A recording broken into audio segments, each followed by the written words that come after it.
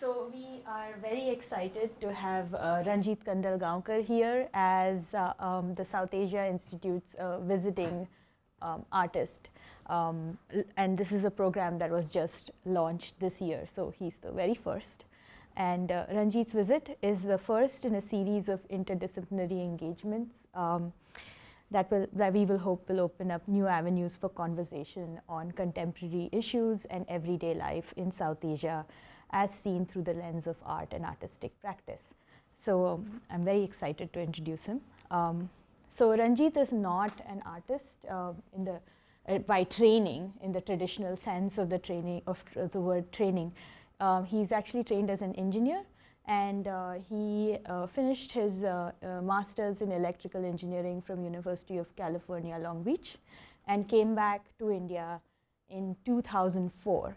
In 2007, he was awarded a fellowship by Majlis, which is an NGO that works on a lot of legal and also cultural and contemporary issues in the city of Mumbai. And it had inaugurated a fellowship program a few years before, and he was one of the second round of recipients. Third and last round. In recent times, he's been a resident artist at Queen Mary College in London, and where he worked on a collaborative interactive piece that looked at the stories of second-hand objects in the marketplace, and we'll see that today. Since 2009, he's been working on a research and art project on the history of community-based philanthropy that began in the 19th century in the city of Mumbai. For which he's been awarded fellowships by UDRI and by more recent UDRI, which is the Urban Design Research Institute in Mumbai, and more recently by Wellcome Trust. In 2016, if you are somewhere in Europe, you should see his work on the infrastructure of shipbreaking, which will be featured at the Triennale at the Bergen Assembly. So the format for today's public lecture is going to be, I've just said my introductory bit. Ranjit will give a talk, and I'll open up the floor with some questions and with a short response. So please. Yes. Okay. Hi everybody. Thank you for coming. So I'm possibly just going to jump right into the work. I have a city-based practice which I call cityinflux.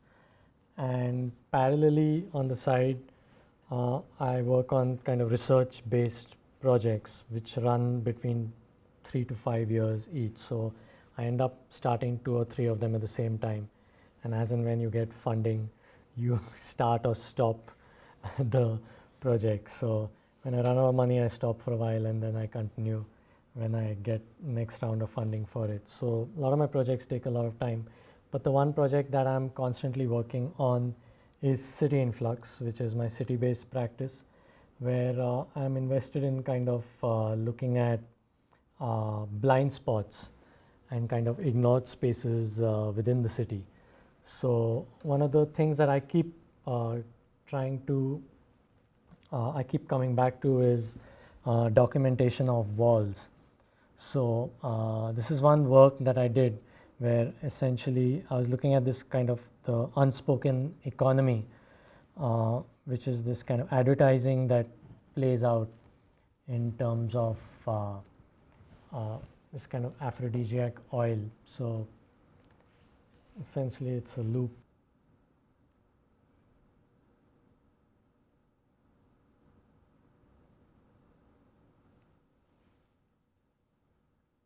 So that is the original kind of the combination for the words, and then it gave rise to all these different kind of interpretation. So the idea behind this, a lot of my work is for looking at a mode of recording. Sometimes it's the debate is that sometimes it's not enough to just record, but for me, in that lens, it's about directing the eye at a certain part of the city which is playing out. And for me, it is the city kind of playing out in its own sort of way. So I'm not particularly looking at when things are there in the foreground. I'm quite interested about what's happening in the background. So for me, these works, when I'm documenting walls, it's about that form of like an economy in terms of spaces. There are different rituals that are being played out in terms of hygiene and other things. So there's another work which I have called Hygiene. This is the website where I keep putting up all work. And a lot of my work is also interactive based. So this work is essentially, again, a documentation of walls.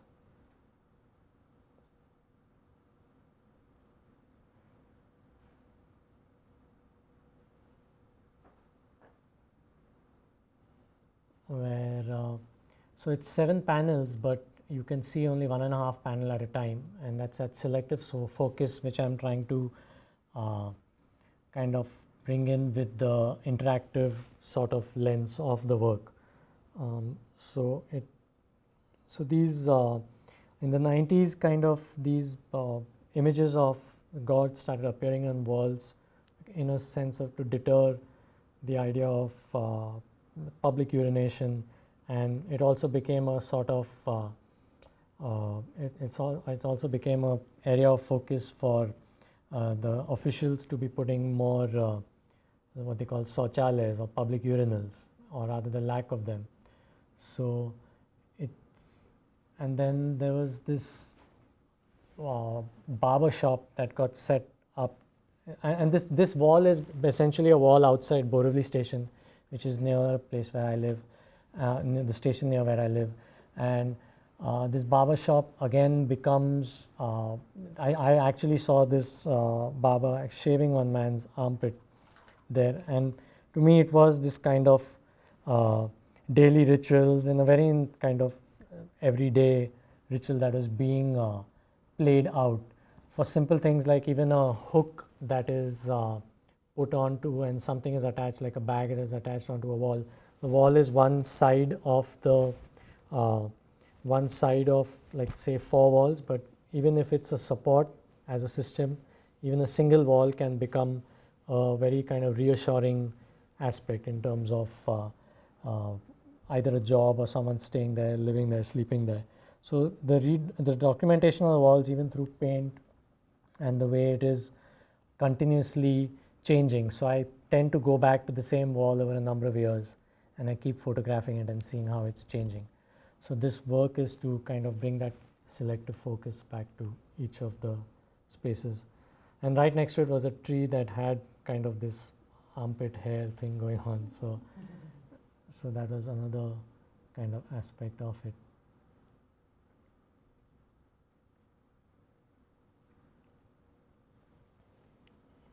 Yeah. What's happening to that rickshaw? So the rickshaws again been lifted up on its leg, and that's another thing I saw. I saw a dog, and right next to it, so the auto rickshaws are repaired by you can just lean it onto 2 wheels, and the whole auto rickshaw, and it's perfectly balanced. You don't have to prop it up. You just push it onto the side and it stands there. And right next to it, I saw a dog urinating. So that's my kind of autoerotic.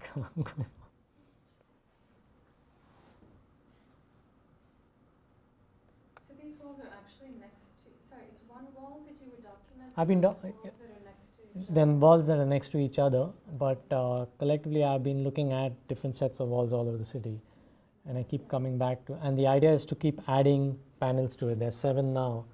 I plan to put 500, but so I've made another 20 paintings which I haven't uploaded, but it's also a way for me to, as I keep extending and moving and visiting new cities, so I try to look at different things in terms of actions that are being played out on walls. So I've done a series of paintings of walls in Liverpool, which I found that to be quite interesting. Like politically, there's a lot of discontent. So it's in a sense much more prevalent in some of the graffiti and some of the kind of text that you sometimes find. It's a little uneasy. So it's not everything that I find that really catches my eye about a particular city. but something that kind of comes out in terms of how walls are constantly being rejuvenated. So I like to look at that through this sort of, it's a timeline, it's basically a timeline that I'm continuously looking at. So the timeline, in a lot of the works, the timelines contract and they expand. It's either an instant that I'm looking at or something over a number of years. So I'm a train traveler, so this is my depiction of essentially what is known as the rush hour in trains. In Mumbai, it's all very hectic, and there are times that you can go travel quite comfortably in trains, but sometimes it's just a matter of being in the right place and knowing your train timings and how you negotiate these spaces. So actually I want to, yeah.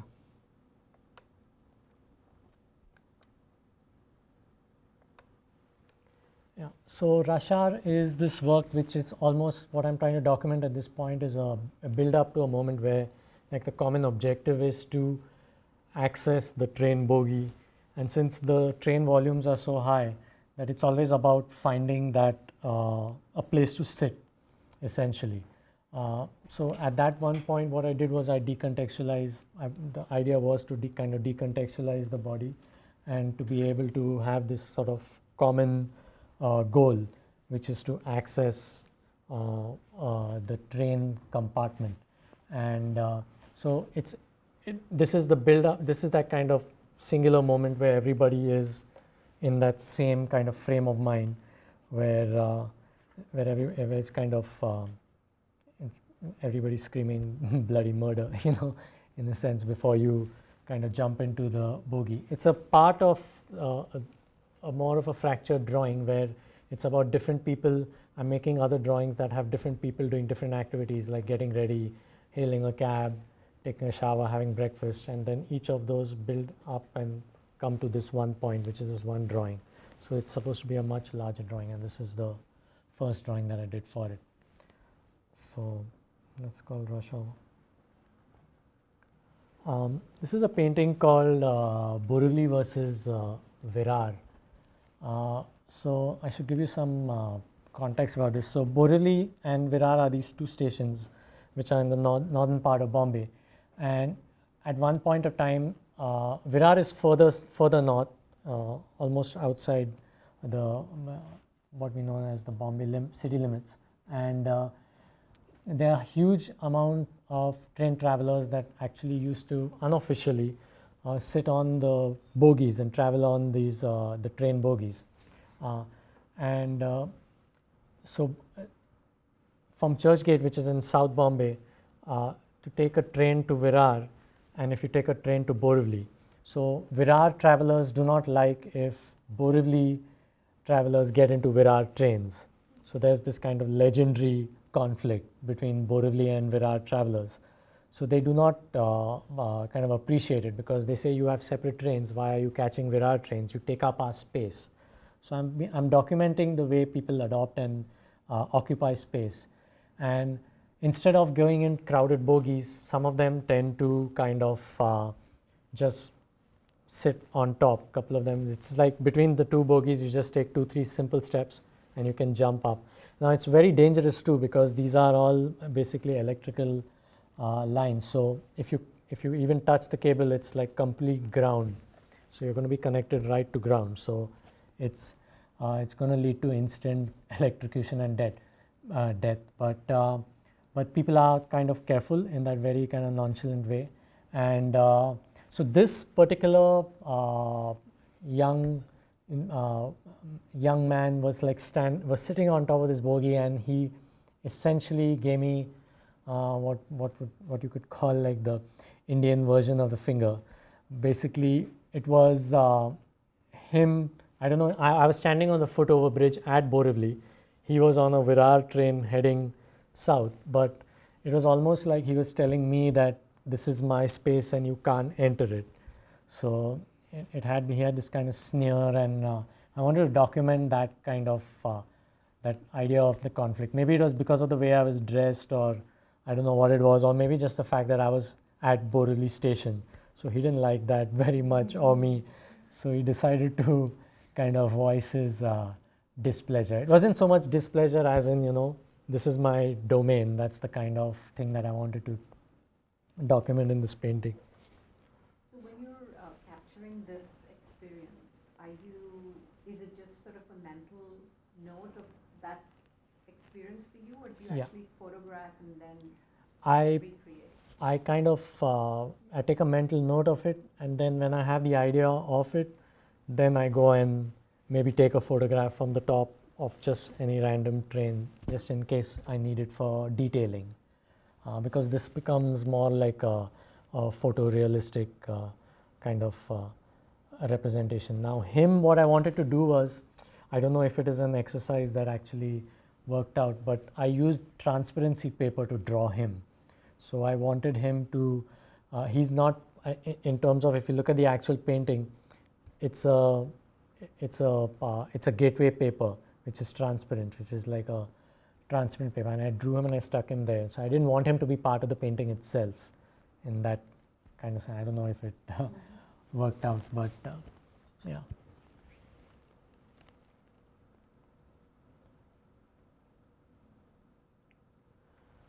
So here's another drawing called, I would call it diagram, which is, it's called train transient. And what I wanted to do was, in engineering we have a term called transience, which is settling time.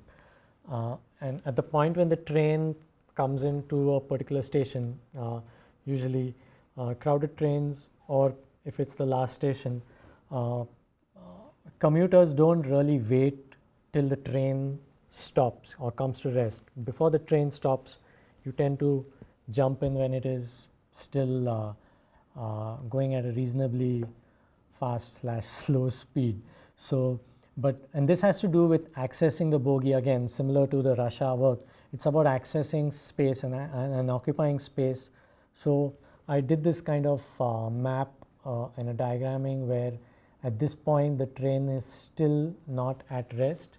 This line is where the train completely is at rest, and that's called the transient zero, which is the with the train being at rest, T0.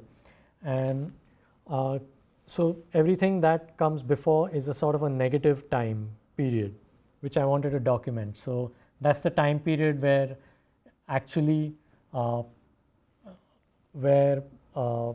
even before the train has come to rest, someone has jumped in, and when it's even closer to come to rest, that's when the second kind of this. And I did these corresponding drawings that if you jump in here, then you're going to get a place to kind of sit.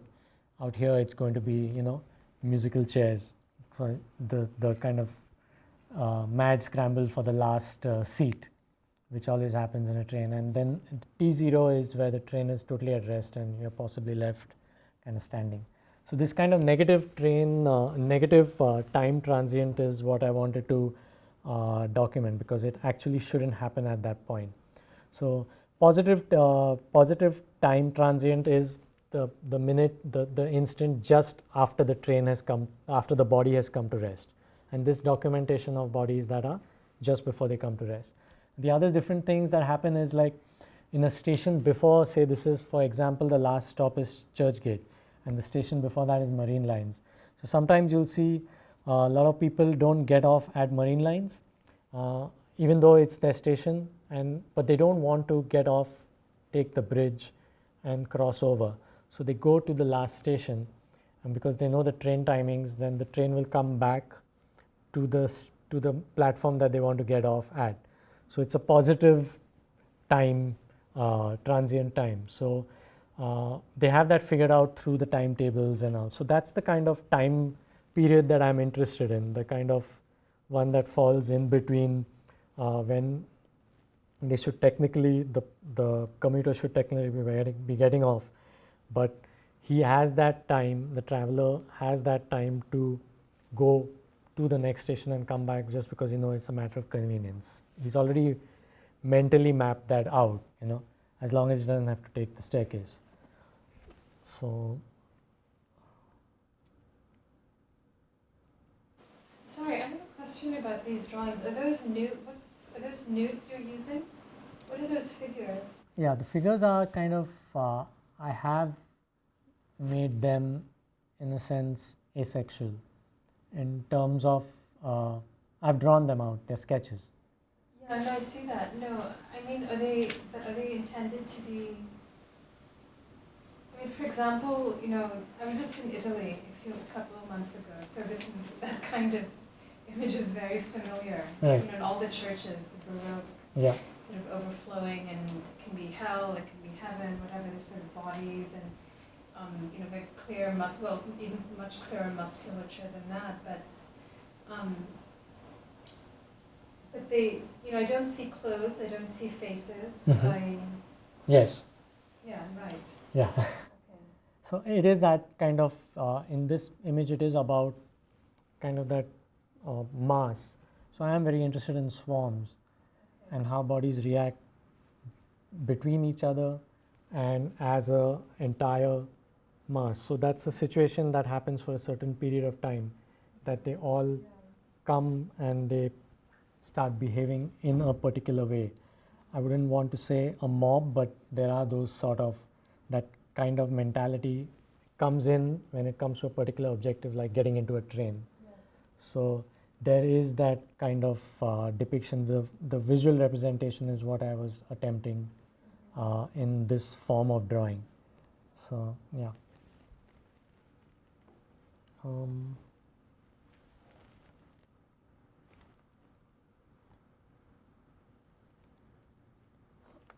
I think I'm going to switch to the next. So the next project, so that was work from City-Influx, which is, I'm sorry, I apologize for all the train-related work. There are more city-based works, but I kind of, these are the ones that I've managed to do so far.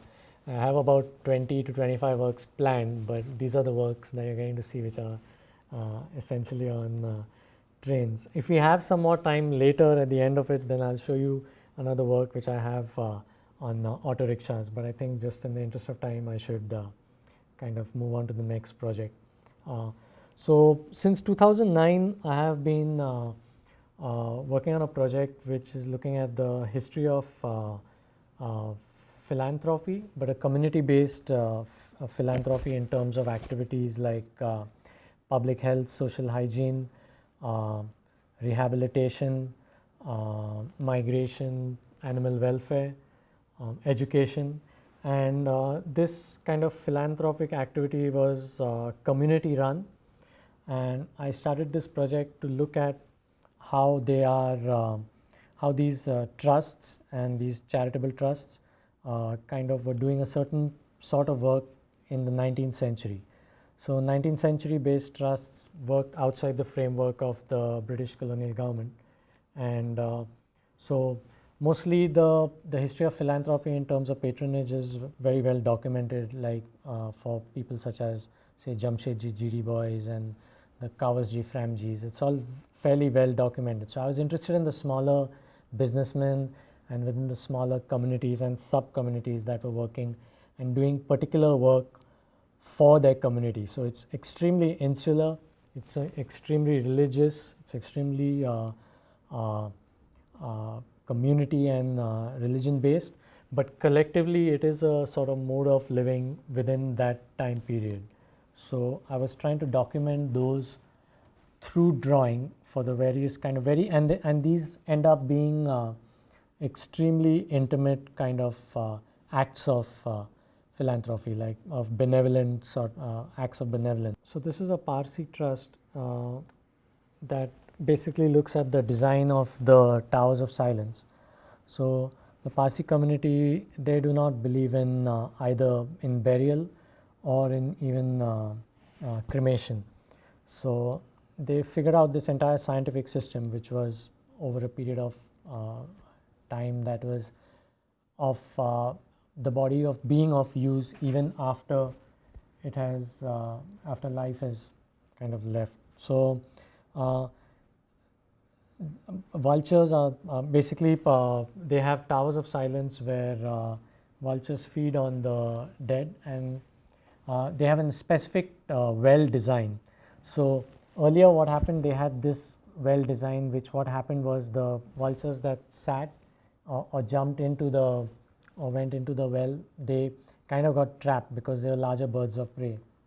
So this entire design had to be redone, where you have this much more kind of scientific looking well in section, which has separate receptacles for male, female and children. And once the bodies have been sort of picked clean, and there are two kind of sub castes. There's specific castes that deal with the last rites, and once the bones have been picked clean, they are placed in this receptacle, and then due to the sun, they kind of what do you call it?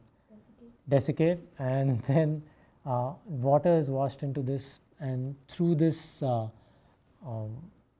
sort of it's magnesium sand, and it's a mixture of sand and magnesium, which is a sort of a filtration system that they have designed. So this sort of there's an entire ritual that is in place, but the entire thing is the whole system is designed and the whole system is designed and looked and supported by trust, this thing. So simple things like even whitewashing of the well is done through this sort of system. So this is a drawing that I did, which was of the Gosai cemetery. They are a Shaiva sect, which is in Banganga, which is in the D ward of Mumbai, where they are a wait, give me a minute.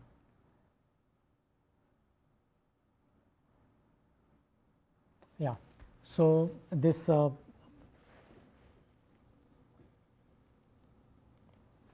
trying to remember. Yeah, this so the Gosai cemetery is in the D ward, and they are a Vaishya sect where this is a burial ground where holy men are kind of buried in the lotus seated position. So it's a 700-year-old burial ground, which has a caretaker, which has specific monies that are set aside, and as you can see, there are a lot of these shivlings that are kept out here, as well as. So it's almost like it's a cemetery. It's a cemetery for Hindus in a sense, because Hindus usually they cremate, they don't bury, but they're in the seated position, and some of them have these sort of temples that are put on top of the burial stone.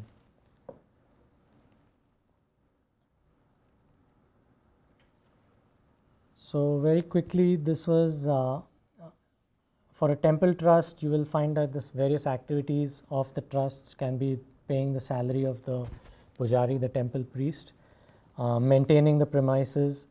Bhet samagri is basically kind of free food that is distributed within the temple premises, and general upkeep of a premise. So printing presses were popular ways of bringing communities together, and so there would be a press that would print a local newspaper for within the community, and those communities will there will be a distribution system for free newspapers for the elderly, who basically would sit within the city square, within the trust square.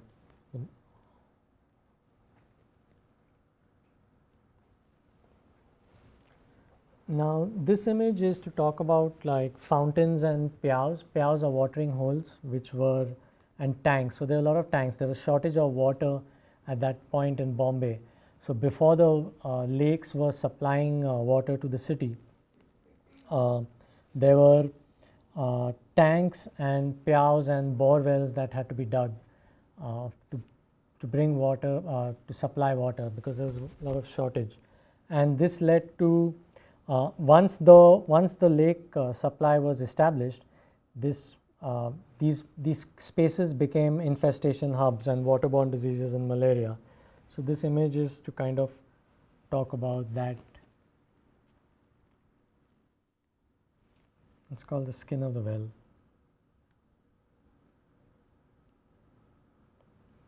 So again, for rites and rituals of the dead, like in the Parsi, even the Muslims have a very intricate sort of procedure, which is kameez, izar and lifafa. And at this point, this is essentially just a very visual representation. It's essentially the objective of the trust was to provide burial, to have burial for poor Khoja Muslims that were found on the side of the road. So it's a specific trust that dealt specifically with that, with essentially that part of it. So now trustees, this drawing is essentially the manager of a trust, and I wanted to make this drawing essentially because sometimes you don't see the face of a trust. Like the trustees would never meet the tenants of the land ownings where they're living, and so you would always see a manager in a room, or you'd be taken to a room which has a manager that essentially would run the entire trust with possibly just a pen and a folder and an almari and etc. So he becomes in a sense the face of the trust, and mostly he would be the in-between man. He would be the caretaker. He'd be the one that did the day-to-day running of the trust in terms of its activity, whether it's an Ayurvedic trust or whether it's a widow's rehabilitation trust, or it could be any one such form. So I wanted to make this because sometimes the trust may have an activity such as it could be a leprosy asylum, but the office for the leprosy asylum could be in the city, and there would be just this caretaker who would be there, and then the actual property could be outside the city itself. So you have sometimes the face of the trust being just this kind of room. 10 minutes? Okay. So, this is a trust that basically looks at, basically supplies curtains during rainfall for the dargah, for the mosque. So it's one of the very kind of intricate objectives of the trust. I mean, a lot of these trusts do also at a certain point in time will look after other aspects, like are based on need based. If it's something to do with a certain, say it's a famine, then there may be some extra activities that the trust does take on. So this is a trust. I made this drawing for a trust that looks after old and neglected trees. Yeah, watering of these trees, etc. And this is a Jain trust that where it was for feeding sweet flour to ants, for feeding loaves of bread to pigeons, and liberating fish from closed spaces during a certain part of a festival. Jain trust. And these drawings are done in the Shravan Belagol school of painting, which is Adha Chashma and Ded Chashma, which is half profile and 3/4 profile.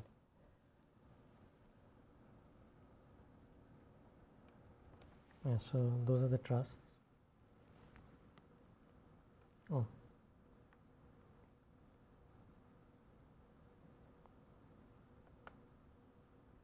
Yeah.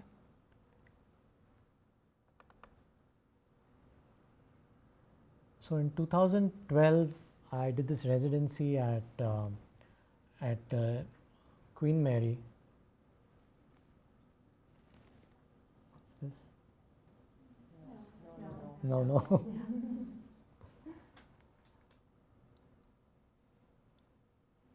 So it's essentially a 2D game. I'm going to just pause it for a second.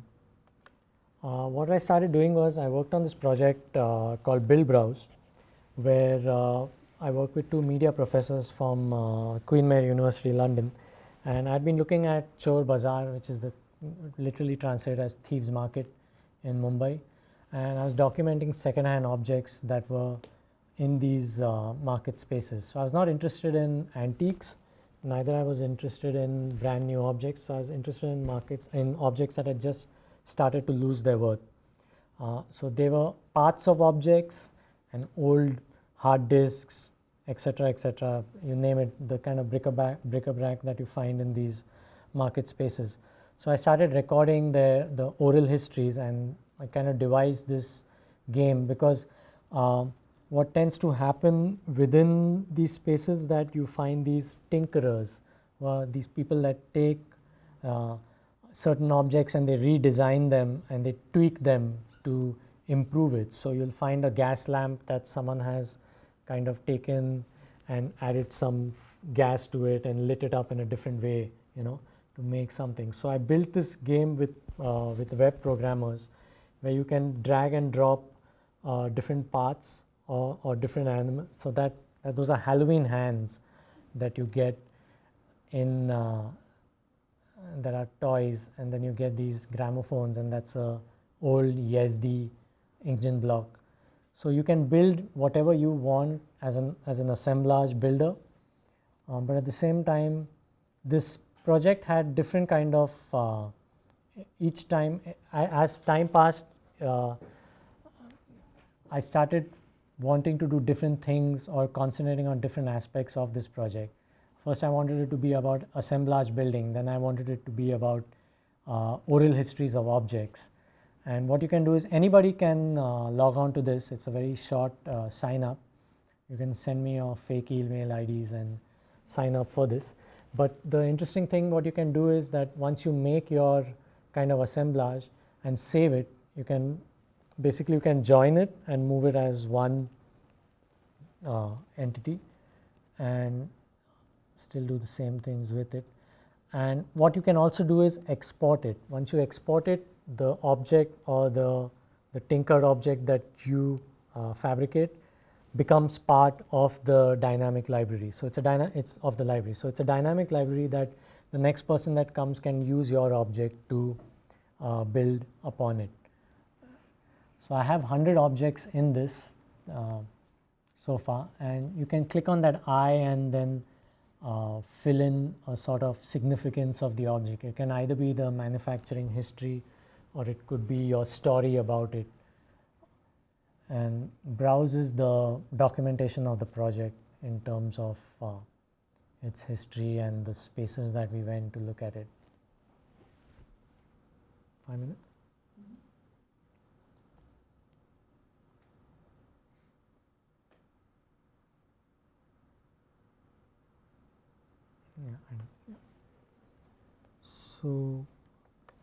So these two projects, cityinflux is a very city-based sort of practice, while Trust was more of a research documentation, looking at a large volumes of data.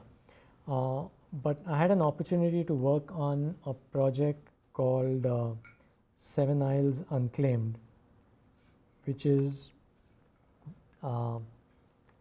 essentially a project that I did on the history of reclamation. And the idea was that, so what you can do with this is all these maps, you can essentially slide and see where the reclamation is taking place. So that's the original kind of setup, which is the 7 islands: Colaba, Old Woman's Island, Bombay, Worli, Mahim. This is Mazgon, and this is Suri, Dharavi, Parel.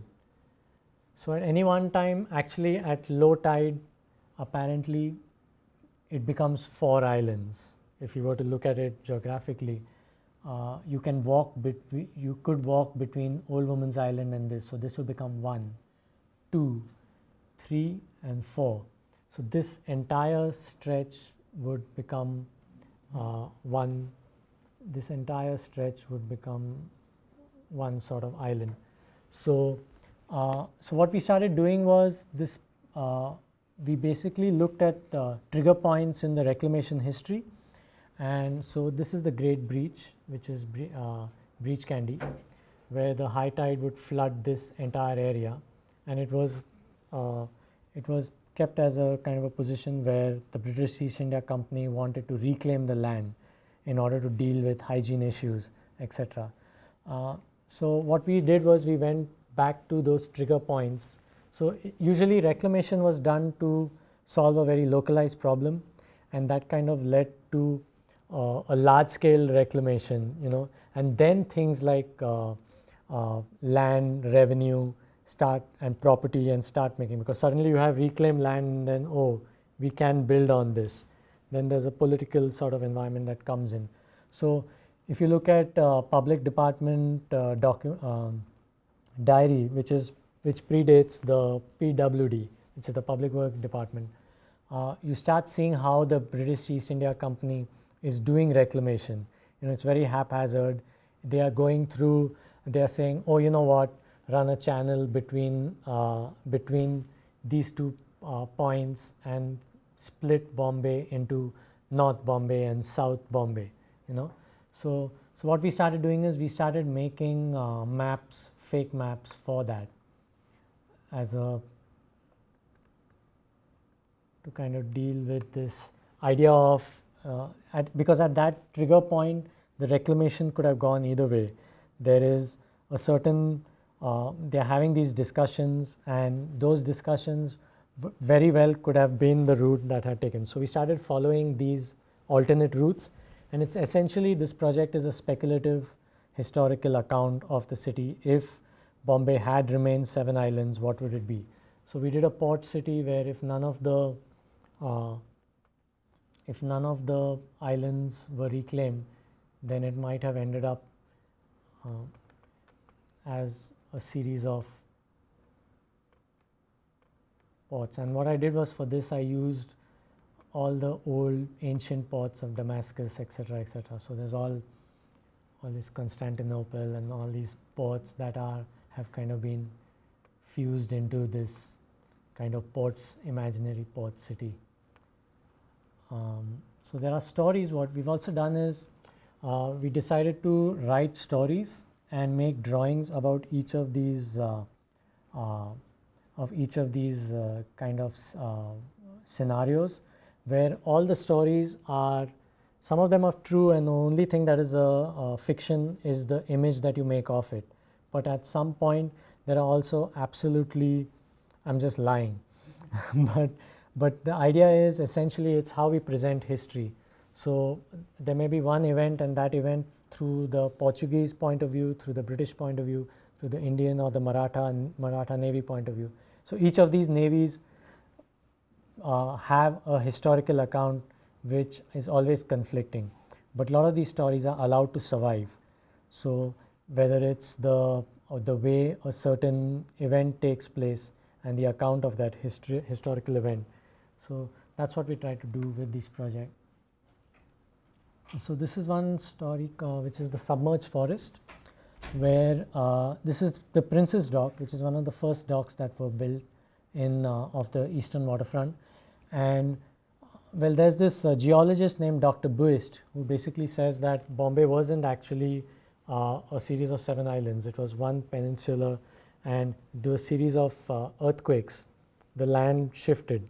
So this was proved when they were excavating the land for Princess Dock, and they came across this entire forest, the seabed, which had about 382 kher trees, and the surrounding area also had the same type of tree. So that's when they realized that there were actually a series of earthquakes that took place. So the drawing is real. The forest is an imagination of basically the image, but the story about it is true. So as a result of this, I started writing these stories which kind of place the context of these images. So this is at Kulaba police station before the Kulaba causeway is built.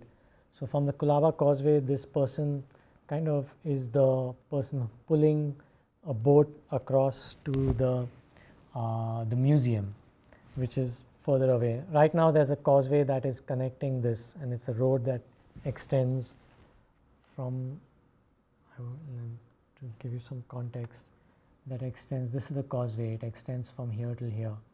So at this northern part of the Old Woman's Island, there was actually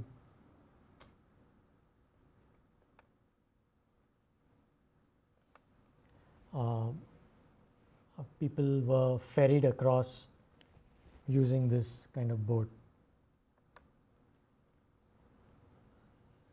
This is a drawing depicting the prosperous kingdom of Dharavi.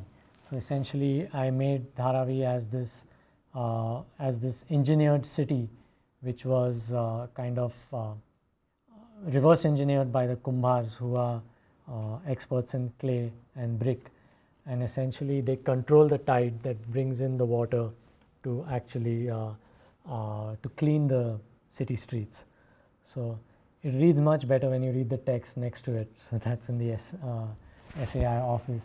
But the idea is that in some stories, since we know the context of Dharavi, so a story like this not to be true. But the idea is it's always within within speculative fiction, it's about trying to get one or two stories in which tend to be believable. So the practice hinges on looking at certain events that it's also based on the audience that views it. Now when I showed this work in London, no matter all the stories, they're going to take at face value, because I write it in the way the gazetteers are written in the 19th century. So it's very flowery English text, and I describe something in a certain way. If Hunter writes the gazetteer of just the account of just a ship coming into the harbor, it will be done with this kind of flourish. And so I'm writing the stories in that way, and I may either I'll take either an extremely fake account and I'll fill it with actual data to kind of switch that idea of it, or I'll take a true event and I'll write it in a way that you may doubt that whether it actually happened or not. So it walks all the work tries to walk that line, and we present the work as one sort of account, image drawing. So this was a Kodak company periscope, which is a imaginary kind of reverse periscope because of the unreclaimed land, that these are velocipedes, right? Because it was thought that cycling would end up powering engines. So before the kind of invention of the engine, it was thought that cycle power would help. And so this velocipede is basically used in the unreclaimed edges to kind of view flora, marine life underwater. So I made a poster for it. This is your drawing? Yeah, it's a highly photoshopped.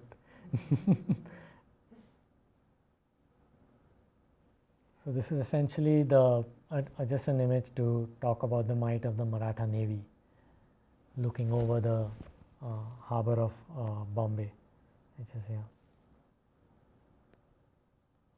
This is a drawing I did to talk about the Kohinoor a fragment of the Kohinoor diamond. So in this story, I'm saying that the Kohinoor diamond had about 700 to 800 carats, and it was mispolished by a Venetian lapidary, and he brought it down to some 385. So I wrote a story about Konkan pirates taking the lost fragment and then losing it off the coast of Bombay. So that's the kind of imaginary diamond that is there. It's essentially also that kind of loss of the environment to reclamation, which I'm trying to do it very, in a sense, symbolically through fragments and through the marine sort of this. This is a depiction of the Mahalakshmi temple near Breach Candy. And this is just a drawing of joyriding deep sea divers. And that's the St. Thomas Church at Fountain. And right in front is Masgon. So it's a little unclear, but this is about 3.5 fathoms, which is what they say is the height between the separation between the two islands. So I started researching the Maratha Navy, and then I came across, so Maratha Navy actually they did very interesting things. They built sea walls off the coast of their forts that they built, and they actually sank British and Portuguese ships. So I talk about this kind of one-man submersible, which was invented by David Bushnell. He's an American inventor, and he imagined it as it's a limpet submersible, which is supposed to essentially go to the bottom and stick itself to the bottom of a submarine or a boat. It's a submarine of a ship. He's supposed to open it, stick the mine, close it, and escape. So, but during his trial run, it kind of all went wrong, and he basically escaped. But they never found the Bushnell prototype. So this prototype is so I write a story saying that he then on the black market he sold it to the Maratha Navy. So there's an entire story about that. And yeah, so that's the work. That's these 3 projects.